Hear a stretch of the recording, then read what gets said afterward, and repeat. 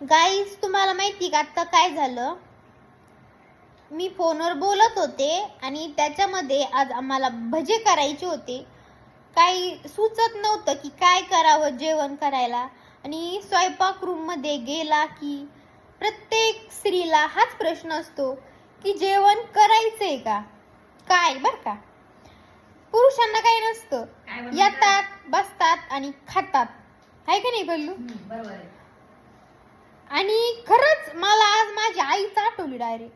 खरंच म्हणजे भाज्या लय मोठ्या असतात, कळत नाही रोज काय करावं मेन्यू, काहीच कळत नाही. टोमॅटो होते, सगळं काही होतं, पण आज कुटुंब बुद्धी आली आणि आम्ही भज्याचं आज करायला घेतलं. आणि म्हणजे भजे याच्या आधी मी कधी केलेले पण नव्हते, काही नव्हते. पल्लूनी केले होते पण मी कधी केले नव्हते. मस्त पैकी ते काय ते सामान वगैरे हलवून बिलून घेतलं बरं का. तेल गरम करायला ठेवलं, तेल थोडं, पातीला छोटं पातीला, आणि ते दाखवते तुम्हाला कसं होतं.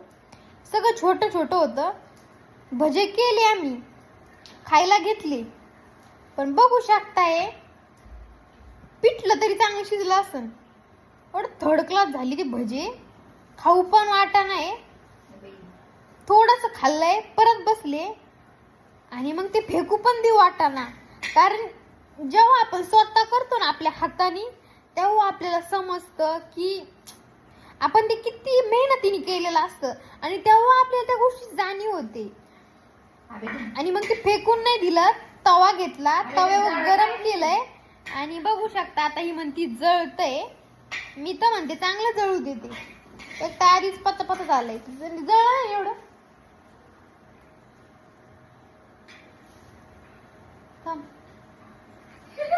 मला दाखवते मी भज्याचं कसं आहे. बघ ना, तुम्हाला दाखवते गाईज मी. खूप वाईट झालं आमच्यासोबत, खूप वाईट आहे, बघू शकताय. डायरेक्ट असं जळून जळून गेलंय गाईज. आणि ते खायचंय म्हणजे रूम वर राहणं खूप सोपं नसतं गाईज. खूप खूप कष्ट असतात, खूप. झालं पण वाटतं घे आता. बघूत आता ते झालंय का, पिकलंय का नाही आतमधून. पिकलं नाही, सॉरी, पकलंय का नाही आतमधून. यार खरंच रूम वर राहणं ना खूप अवघड असतं. मेस लावा, तिथं पण पांचट भाज्या असतात. परत करून खा, तेव्हा पण कंटाळा येतो. बाई नेमकं करायचंय का, काय करायचंय. घरी जा, घरचे मला कंटाळतात, घरचे तर पाठवून देतात. काय करावं समजत नाही आता. बघू आता काय झालंय. जाऊ द्या, जळक का असाना खायचं, पोटात घालायचं, दिवस काढायचे. हीच तर लाईफ चाललीये आयुष्यात. खरं सांगते, खोटं नाही बोलते. लाईव्ह एक्झाम्पल आहे बाई, बघू शकता. खोटं बोलायला मला काही हाऊस नाही आली. नंदूचे फर्स्ट टाइम भज्जे जळले. ओ गाईच, म्हणजे माझ्या लक्षात राहते, नंदिनी पाळवेचे पहिल्यांदा भजे केले होते आणि ते अक्षरशः जळून गेले. आणि मधून मधून त्याची जे रस असो, रस रस गळला असं म्हणायचंय मला. रस गळला त्याचा.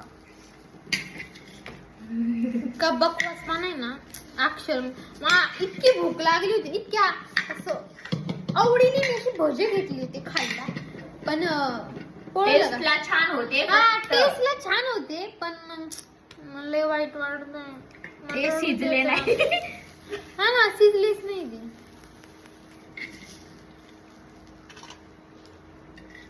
नजरच लागली, पण त्याला नजर लागायला पण नव्हतं.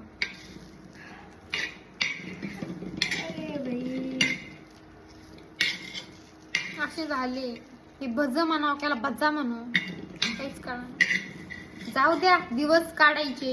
झाले, शिजले. लाईफ मध्ये जसे दिवस येतील तसे माणसाने खरंच काढले पाहिजे. कारण की ना, लाईफ ना अशी चढ उतारासारखी असते. कधी उतार येतो तर कधी सपरेट येते, पण माणसाने जगलं पाहिजे खरंच आयुष्यामध्ये. तुम्ही पण जगताय, मी पण जगते. अडचणी येत राहतील, अडथळे येत राहतील. जाऊ द्या, भजा जे काय अडथळे येईनात, पण ते पण जाऊ द्या. पोटात काहीतरी घालायचं, आयुष्य जगायचं, एक एक दिवस कटवायचं म्हणून कटवायचं, असं करू नका. एनपीचं ऐकू नका. एनपी काय म्हणते, एक एक दिवस येईल. एक घडू नको का, बोलू दे मला. एक एक दिवस येईल आणि तो कटवायचा. गाईच कटवायचं नाही. मग आपण काय बोलतो की आपल्याला एक एक दिवस कटवायचंय, पण मी तुम्हाला खरं सांगते ना, असं करू नका. आपण बोलतो की जाऊ दे बाबा, मला लाईफचं काही घेणं देणं नाही, मला एक एक दिवस कटवायचं आहे. पण आपलं आयुष्य आहे, एक एक दिवस खूप इम्पॉर्टंट आहे. तो एक सुंदर मेमरीज म्हणून तुमच्या आठवणीत राहू द्या. आणि एक एक दिवस असा मेमरीफुल बनवा ना की ते तुमची मेमरी तुमच्या आयुष्यभर लक्षात राहील.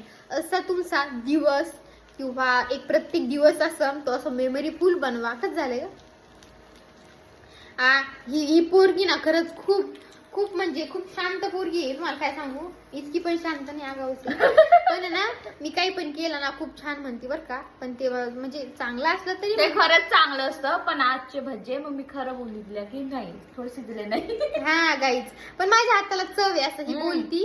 ती ओबड धोबड बनवते, पण लास्ट एंडिंग मध्ये इतकी भारी टेस्ट लागते ना. हा खरंच, म्हणजे मी काय करते, मला ना खरंच सांगते मी स्वयंपाक करायचा खूप कंटाळा येतो.